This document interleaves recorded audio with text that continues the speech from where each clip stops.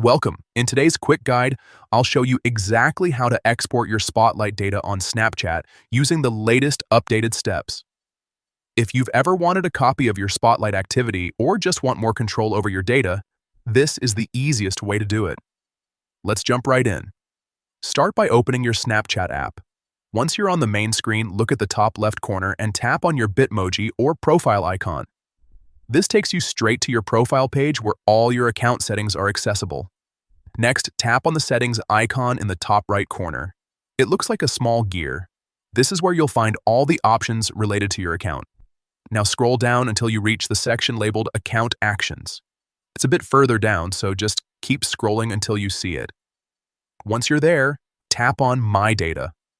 This section allows you to request and download different types of data associated with your Snapchat account.